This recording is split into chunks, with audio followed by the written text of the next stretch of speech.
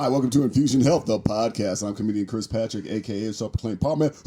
And I'm here with my co-host and significant other, Rach. Hey, guys. Now, today we have an interesting show. We have a show about the health and well-being of employees are critical for success in any organization. And we have Maurice Ducoin on. He's calling from Los Angeles. He's going to talk about psychological safety and inclusion about being in the workplace. I'm really excited about learning more about this because I've had my run-ins at work, working my butt off. So I'm just going to bring him on. What do you think, Rach? Bring him. Okay. Maurice, welcome to the show. Thank you. I'm really excited to be here. Thank you both. Thank you for everything that you've... The scheduling has been fun. Oh, yeah, we had a little... on everybody's end, sometimes you just got to make it work, and we're making it work. So I'm excited for that. Yes. Oh yeah. Well, yeah, scheduling. I had a little bit of a medical issue that I had to take care of, and things got tossed around. But and then last weekend, Maurice had a fender bender. A fender bender, and then I was like, while I'm reading the tea leaves here, that maybe it's not in the cards to do this. I'm glad we finally were able to pull it together. Yeah. Yes. So what can you tell us about the health and well-being of employees and trying to keep employees? Well, is this like keeping employees safe or OSHA or what exactly? It's a great question, and the psychological safety is really what I focus a lot of attention on, and I think we'll mention psychological safety and inclusion as being two key terms and very related terms here. But when people think safety, they think exactly what you just thought a moment ago, which is, am I safe? Is my workplace actually safe from physical harm? Mm-hmm. And physical harm is really important. Actual illness and all of that is extremely important to make sure that we have benefits, we are able to protect against those sorts of physical ailments. Mm-hmm. But in many ways, psychological and mental health really precedes even being able to have physical health, mm-hmm. because it really does influence that. And so psychological safety is really just a thought, a concept that really goes back to the way our brains have evolved. Mm-hmm. Realistically, we've evolved to either be thinking we're in danger or we're safe. This goes back tens of thousands of years. Yeah. That's the way our brain, we detect threat or we feel like there is no threat. Mm-hmm. And that's actually how our entire neurological system is broken down. Mm-hmm. And so when we detect threat, that's the fight or flight. We've all heard that. We grew up with fight or flight. But the other side of that, when we no longer believe there's threat, when we believe they're safe, that's actually called the rest and digest, because it's in that state that we're able to actually heal cells. We're able to sleep. We're able to reproduce. We're able to digest food, all the things that we need for sustainable long-term. We can't actually do those physical things if mentally we think we're unsafe. Right. And so while, we're not running around, running away from, saber-toothed tigers now and things of that nature, and dangers have changed, in the workplace, the stressors, the social anxiety that people have, the fear of being fired, the working incredible hours, all of these sorts of things have incredible taxing on the human experience there. And people can't act as if they, are able to be creative. They can't actually focus because they're not getting to sleep and things of that nature. And so focusing on psychological safety as an approach, as a leadership approach, gives us some very specific techniques, how we can make the workplace, how we can make teams focus on that safety element so that we actually open up everyone to be as creative and be as focused as possible, because they're not wasting their time thinking about social anxiety and the risks that they're taking and things of that nature, or if they're going to be fired. So what kind of does that make sense? Absolutely. So what kind of people do you work with? I mean, you go into a company. What kind of people are you mostly do you work with? Yeah, I tend to work with software companies currently, mm-hmm. but the psychological safety approach it applies to literally every kind of human in every kind of workplace. Amy Edmondson, who's really the sort of the modern matron of the overall movement in her work in 1999, where she originally actually started studying healthcare and actually looking at hospitals, and found that in some hospitals, there were much higher rates of mistakes, but when they actually did an analysis, they found that higher rates of mistakes actually, there was greater safety in those particular hospitals, because in those instances, there was people felt better, they felt more comfortable bringing up and mentioning mistakes, versus the other hospital that had a much lower rates of mistakes. But that was primarily because people were afraid to even admit they had mistakes. And what happens when you have a mistake as a nurse or as a doctor? People die. Yeah. And so realistically, you have to create an environment where people can admit to things, they can feel like they can make mistakes, that people have their back. And so it doesn't have to be in software. That's just where I happen to be. But really, every industry is workable. Well, yeah, I was going to say, I know my old unit, Chris was like, why are you leaving your old unit? You appreciate your job. And I'm like, because I just went through a pandemic there, and every single time I walked through those halls kind of reminded me of that. And I loved my team, but the work was getting harder and harder because we switched from one unit to having two types of units on one unit. And the work was getting heavier and heavier and heavier. And it was just like, okay, I'm still battling the past of the pandemic, and now I'm dealing with a whole different kind of unit than what we even started with. And that's like just multiple layers of trauma right there, right? That most people in workplaces don't even have to deal with. When we think about, in software companies, when we think about the pandemic, it means everyone had to stay home. Yeah. And that is not what you experienced. And Absolutely I can not. certainly understand why you have that trauma. Yeah. And I watch TikTok after TikTok of these customers or bosses not supporting the employees. So I can absolutely see how all aspects of people working could benefit from something like this. Absolutely. And, psychological safety sort of by definition, I think one of your past guests, Hans, he started mentioning it a little bit when he was talking about the breath work. Yep. He was talking about that sympathetic versus parasympathetic nervous systems, which I referenced earlier.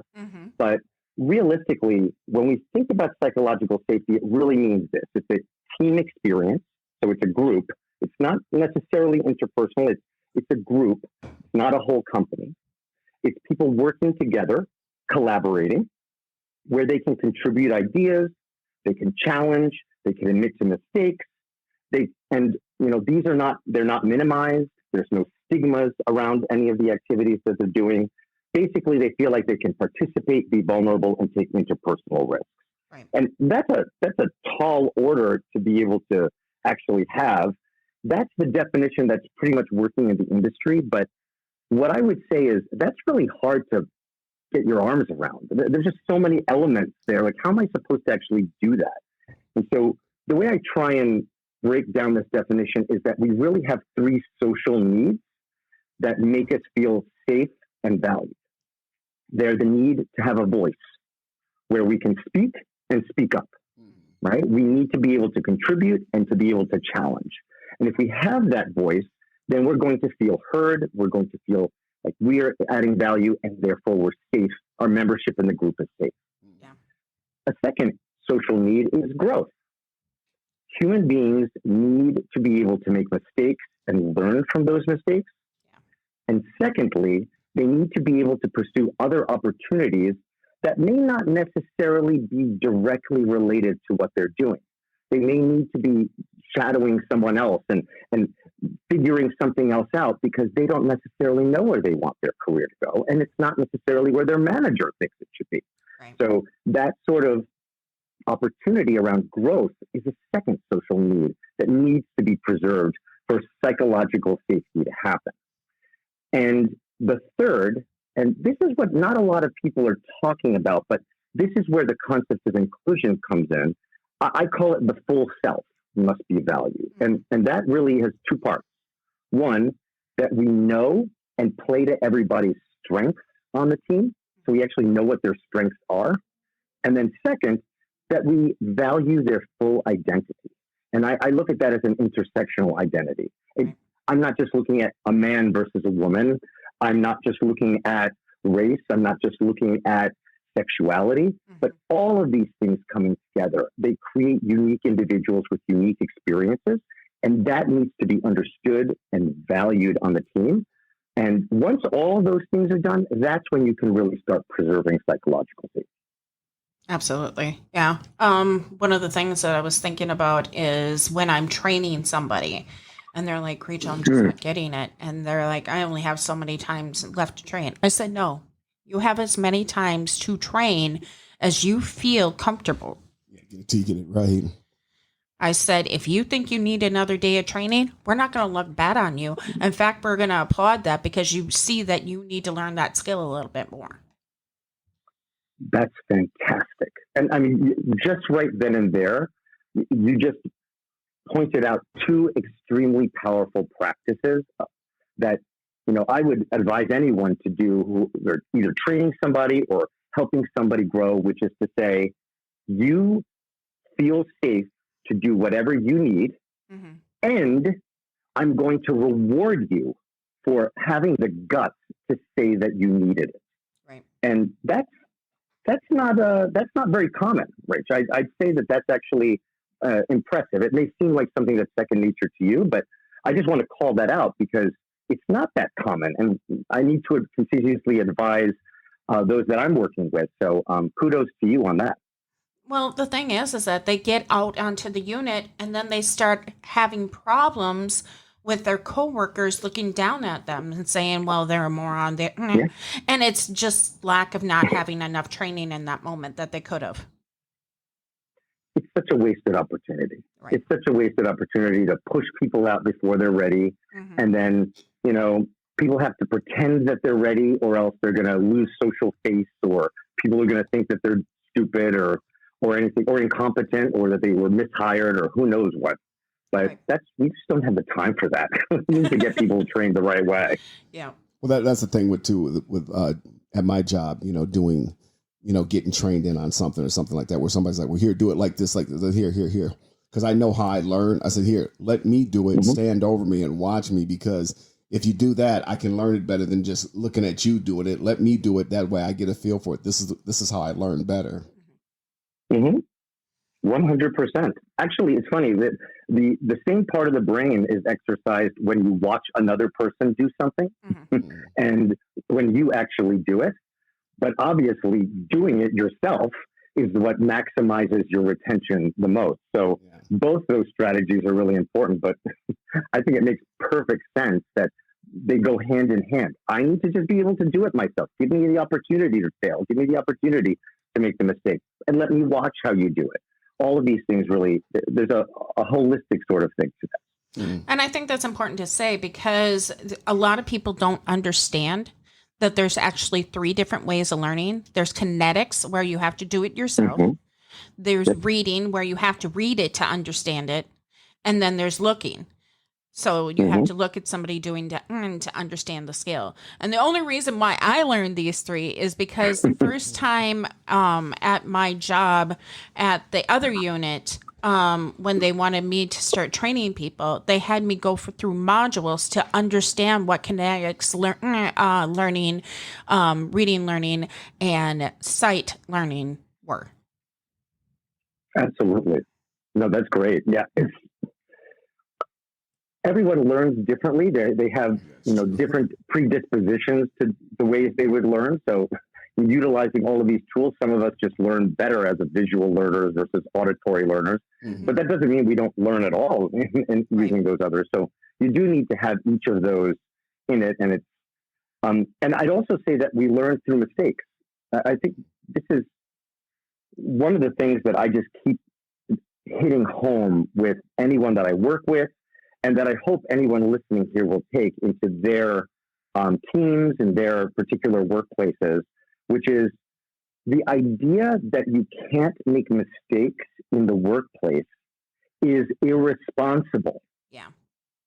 That's how we learn. That's how we actually prioritize. That's how we understand the element of what we're doing. Right. And for people not to be given that and for it to be stigmatized, for people to be made fun of, for people to be, given very poor performance reviews because they needed to ramp up. All of those things contribute to a poorer workplace. And, people aren't never going to admit that they're going to make mistakes. They're never going to admit that they need more time. And there's going to be big problems for that. I've hit a lot of organizations where leaders say, "Oh, okay, fine. That's okay internal, but we work with customers. We can't make mistakes in front of a client."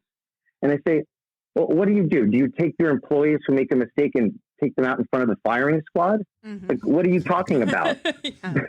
Yeah. I will tell you, the worst thing you can do to prevent a mistake from happening is to say, "Don't make a mistake." Right. That's never going to stop a mistake. That's going to make a mistake happen 10 times faster. Yeah. So we have to rethink the way we approach this completely. Yeah, well, that's like I said to my kids, it's like there's nothing wrong with messing up. Lord knows I've messed up lots of times, but you got to learn from your mess ups. Got to learn from the mess ups. That is a whole other thing. We have the responsibility as individuals. We can make mistakes, but if we're still making the exact same mistake, Right. A year later, and we've made it 100 times, then that's when a performance problem. Yes. And I always say this because people think that psychological safety means that we're soft or we're weak and we're not really interested in having really great outcomes. Mm-hmm. Nothing could be farther from the truth. We still expect everyone to be accountable. We still expect everyone to be responsible, to show up to work and to do their best. What we're saying is there is an environment, there is an approach to the way we work together that will bring out the best in people. Mm-hmm. We're not saying that we should tolerate complete incompetence. Right. So you can make the mistake a couple of times, but at some point in time, we have to say enough is enough as well. Yes. Yeah. Now, working on the other side of this with inclusion, Mm-hmm. I know one girlfriend, she's like, I don't act like this when I'm out in my community. And she's African American. And she's like, I act completely a different way when I'm at work. And, to her detriment, then people really never get to learn the true her. And I see part of society wanting to step away and start accepting the whole person. But I also see those old school rules. You don't act like this. You don't dress like this. You don't talk like this. You don't wear your hair a certain way. Mm-hmm. Yeah. Code switching. There's the whole practice of people having to be different personas and they don't want, or a related, like a sister to this concept is the idea that I don't want to have friends at work. Mm-hmm. I want to have boundaries because I don't want people to actually know important things about me. Right. On the code switching thing, I actually think that's a defensive mechanism. I think that's a mechanism that people employ intelligently because they don't think that their workplace is actually safe. Mm-hmm. And so, realistically, if you're going to go in and show who you are and you think that that's valuable, and a lot of other people are going to judge you for that and are going to put you down because it's not something that they're aware of, they can tell that environment is happening. And I don't want to speak for them. I don't know the person that you just referenced or what have you, but mm-hmm. in my sense is that when I meet people who engage in this practice, and I feel to a certain degree, we've probably all done it on one level or another. Mm-hmm. It's a clear sign that I don't feel comfortable in this environment. Yeah. And, it's the same thing I always say is, how can you be safe if you walk into a room and you're a woman or you're a person of color, and the first thing that you notice is that everyone else doesn't look like you? Right. No one's going to be safe. And they did some research on this, and it actually takes about a 40% diverse makeup of the room mm-hmm. for people to start actually feeling like, okay, maybe I don't stand out like a sore thumb here, and I'm distracted the whole time thinking about that. Lack of safety in those environments, and it's because companies don't set it up. Yeah. They don't set their people up for that in the right way. Well, I see it looking like, okay, you have you have your home life and, you know, your friends' life and how you act around your friends and stuff like that. But then when you come into work, and it's been bestowed to me ever since I was a kid, but when you come into work, you got to be professional, you know. Like I want to I want to walk around, drink beer and laugh and get loud and all that with my friends. But when I come into work, I gotta be professional. I gotta act like this. I gotta act this certain way. And I understand what you're saying, but I'm not saying to that degree that you're walking around your work area with the beer because you're that comfortable. I'm saying not change your tone or how you speak to a different person. Yeah. Well, and everybody has that. I mean, you like with me. There's ways I talk with my friends, with my friends and my boys. There's ways I talk, but then when I come to work, I got to be professional. Mm-hmm. Well, I mean, there's a degree of formality and informality that we're never going to get rid of, I think, in the workplace. Mm-hmm. And, you know, it's actually, it actually, I think there's some benefit for it. It actually helps create inclusivity because it sort of creates a level playing field, you know, because some people, their full selves and their full personality can be a lot. And, you know, they come into a workplace and they may be really loud all the time, or they may be very comfortable talking over everybody else. And we do have rules and rules of engagement for a reason, to make sure that, you know, everyone is able to contribute and be heard, and all of these things happen. There are, on the other side of that, though, some rules that don't make any sense at all. Like companies that really truly engage in very draconian dress codes. Yes. That's never made any sense to me. Like, what are you doing? And they always get in trouble because they tend to actually focus a lot of their energy on women, not on men. It's the men. I mean, I can't tell you a time I've actually paid any mind to a handbook and what it said to wear, except wear pants and wear a button-down shirt. Yeah. But there are chapters on, you know, how women can wear pants versus skirt versus this or the other. And no, that's when you're clearly creating rules and guidelines, which now create an uninclusive environment and actually possibly inequity, because people don't feel like they have the same access to resources because they're seen so differently. They even have to dress so differently. And I'm not just talking about women when I see your point, but I'm seeing it in color, people of color, and I'm also seeing it in people in the pride. Well, you're wearing a purple shirt with a pink vest. Who cares? You came there dressed according to the code. They asked you to wear a vest and a button-down shirt. You wore it. Mm-hmm. Yeah. Now, I wouldn't want to see and Chris in any pink or purple, but to each their own. Absolutely. I mean, when I think about pride, there are some things that I've seen in pride parades, which I'm like, oh my God, let's not bring that into the workplace, total HR. Mm-hmm. But yeah, no, I see totally what you're saying. And it's every group. Every group comes at it, and you know, we have to limit ourselves in one way or another because we're not 100% comfortable. But I think we can make better choices as teams about what is and what doesn't matter. Right? There are some teams that are saying, you always need to dress this way. Other teams is like, why would I care? Why do you care about that? Always teams have to be on video. Others are like, you know, we can be a lot more relaxed.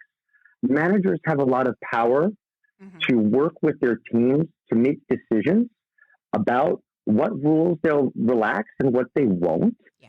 And I think it's in those decisions where you'll really begin to understand what matters, what creates fairness, and what is just in the way. Yeah. I think people have to do that actively on their teams. Well, there's been some cases when we talk about dress codes. Like I used to work for a Native American casino, and one of the things is we had to be clean shaven, and if we had a mustache, that was fine. Like one day I went in with a 5 o'clock shadow, and he's like, "Chris, you can't be like you can't." He goes, "I was about to send you home, but you got to shave." So I had to shave like twice a week just to keep my job. And then there was a case where a lady, African American lady, she had dreadlocks, and there was nothing in the dress code saying anything about dreadlocks in it. But then they they redid the dress code to tell her that you got to shave off your locks, and she ended up suing them, saying that there was nothing in the dress code saying that. That happens all the time. I mean, the person who wrote the dress code could not understand why she wore her hair that way, because she doesn't have that experience. Yeah. And I could not explain to you why people need to shave. True, you don't need to look like you're in ZZ Top. Yeah, exactly. But at the same time, but at the same time, I mean, you need to be clean shaven. Why is that? And that to me harkens back to like the 1920s sort of stuff, and it's very silly. But definitely, the debate over African American hair in particular has been quite a war.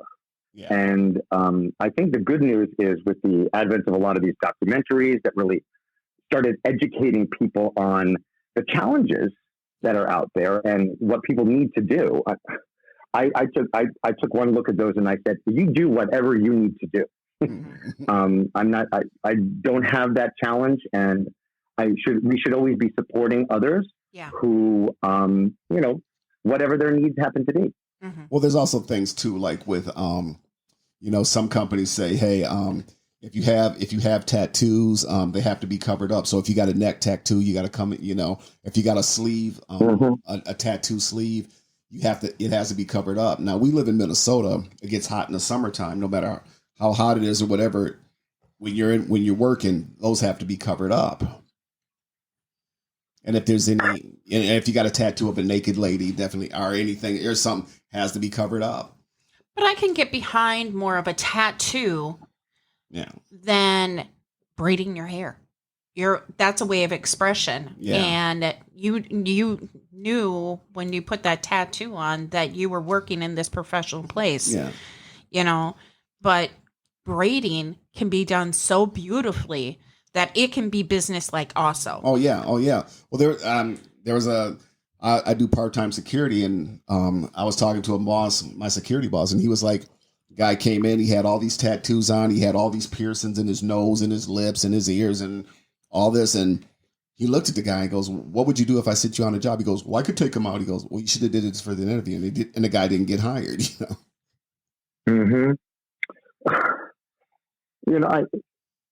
First of all, I do agree that there's a difference between tattoos and hair, but to play a little devil's advocate on that one as well, for a lot of people, tattoos are art, and they choose to paint their bodies. It's their body. They haven't done anything wrong. It's not illegal, and so all these, we accept it. It's commonplace for us to say people with a neck tattoo, it's not what we want here. We've accepted that, but this is where I think it needs to come, where we need to confront these and say, but what's the judgment that we're making here? How are we judging this person? This person has literally put something permanent on their body, and we're telling them we don't want to see that. And, I can understand why there may be some controversy there. And that's the thing, because I also work at an elementary, and I see a lot more teachers have tattoos, on their arms, not, like neck tattoos or face tattoos, but I see a lot more, are going to, getting ink and covering it up, when they're around kids, but also too, when I see people, it's like, yeah, you have the right to pierce whatever you want, but if you got all these piercings and all this stuff in your face and you're working in a law office, somebody comes in looking for a lawyer, it's like, I don't know if I'd want that representing my, maybe in the back or something like that. But here, well, yeah, you bring up a great point there, because the real judgment isn't about what I believe as the manager or as HR or whatever else. But if you're going to be facing clients, you could lose us work, and we'd rather not take the risk. And that's the judgment call that's being made there. Right.